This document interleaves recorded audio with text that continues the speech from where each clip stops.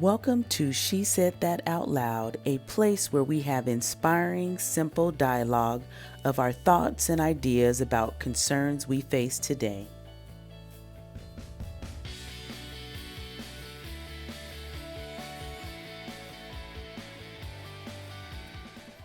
Hello, thank you for joining me today. Before I get started, I would like to thank you for clicking on this video. I know that a lot of people are in an uproar and in a panic right now because of this coronavirus. And if you notice, the news is reporting this all day, the entire day. And my suggestion is maybe you should stop watching the news. Now, I'm not saying that you should not do your due diligence and take the proper precautions for you and your family related to this virus. I'm not saying that you should not educate yourself. I'm not saying that the coronavirus is not real. What I am saying is that turn your attention to something else, because the news media is responsible for fear programming. They're responsible for using fear tactics and promoting drama in the minds and in our consciousness. So you should be aware of that. And so you should take the information and then take the proper precautions, but don't live in fear. So I know this weekend, most people are probably in the house. They don't want to go out. They don't want to expose themselves or their family to this virus. If you haven't gotten your food, I don't know if there's even anything left, because last week or earlier this week, my husband and I, we went shopping and got a whole lot of stuff. We didn't go overboard like some other people. Some people was going like totally overboard. We didn't go overboard, but we did buy in bulk. Yesterday, I went with my daughters to Costco, and the shelves were bare.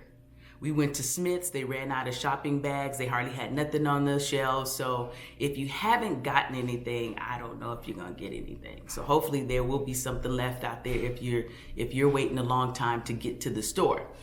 So if you're deciding to stay in this weekend and you don't want to be exposed to the elements in the air, I have a list of quarantine movies that you can watch. Now, this is a small list. This is not a long list. I do not want this to be a long video. So the first on my list is Gemini Man. Now, we didn't get a chance to check this out in the movie theater. I like watching sci-fi and action in 3D. I would prefer to watch this in 3D, but we ordered it on Pajango. I think that's what it's called, Pajango.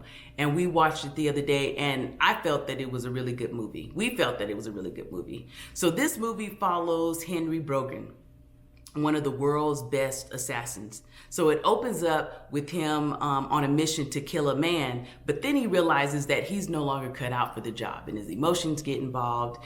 And so he went ahead and completed the assassin mission or order, and then he becomes the target. So the man who's trying to kill him is his younger self. So it gets really interesting. For those who don't know, Gemini is Latin for the word twin. So the acting is on point. It has a lot of action. There's great lines. It has interesting views on the military and cloning. And it also examines how and what could possibly happen if you come face to face with the younger version of yourself. So Will Smith, he did a great job. He did not overplay the emotional roles. Now, what I mean by that is, there's a scene in the movie where he sees his clone. And it's not like he went, what's that? I mean, you could tell he recognized that, what did I just see?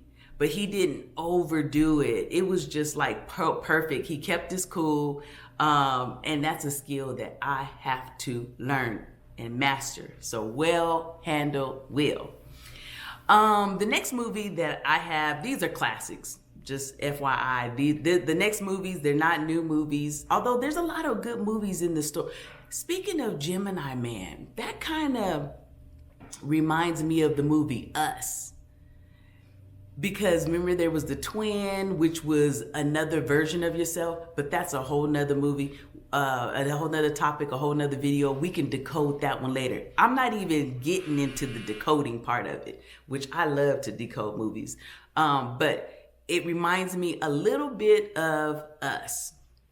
So maybe I have another video about decoding. Y'all might notice my interesting thoughts on that.